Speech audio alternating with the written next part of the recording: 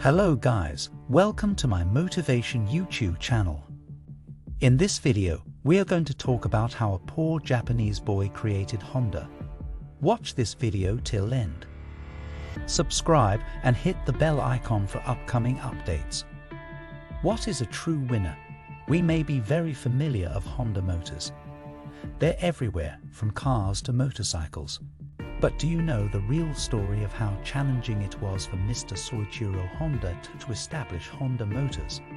Like most other countries, Japan was hit badly by the Great Depression of the 1930s. In 1938, Soichiro Honda was still in school when he started a little workshop, developing the concept of the piston ring. His plan was to sell the idea to Toyota. He labored night and day, even slept in the workshop, always believing he could perfect his design and produce a worthy product. He was married by now and pawned his wife's jewelry for working capital.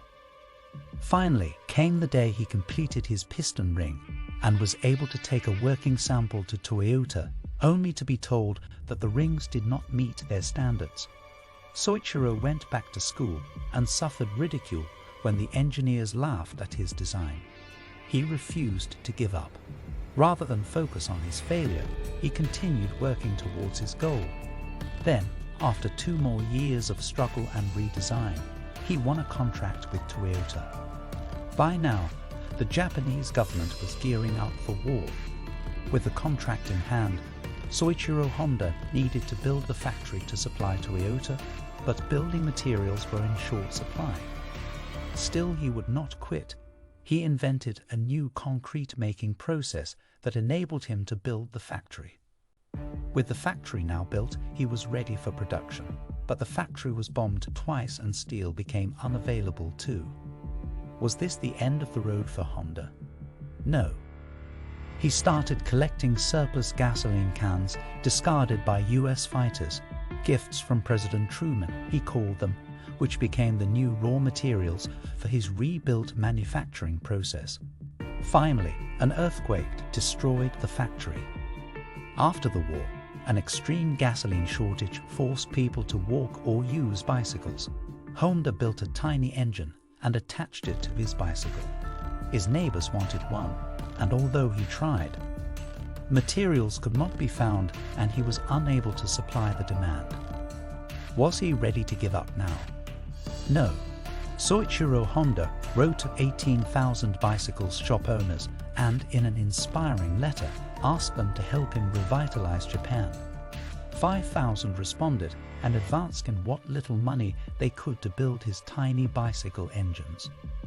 Unfortunately, the first models were too bulky to work well, so he continued to develop and adapt until finally the small engine, the Super Cub, became a reality and was a success. With success in Japan, Honda began exporting his bicycle engines to Europe and America. End of story? No. In the 1970s, there was another gas shortage. This time in America, an automotive fashion turned to small cars. Honda was quick to pick up on the trend. Experts now in small engine design, the company started making tiny cars, smaller than anyone had seen before, and rode another wave of success. Today, Honda Corporation employs over 100,000 people in the USA and Japan, and is one of the world's largest automobile companies. Honda succeeded because one man made a truly committed decision, acted upon it, and made adjustments on a continuous basis. Failure was simply not considered a possibility. If you enjoyed this video, please make sure to subscribe to our YouTube channel. Like this video and share it with your friends. Hit the bell icon to get notified about all our newly uploaded videos. Thanks for watching.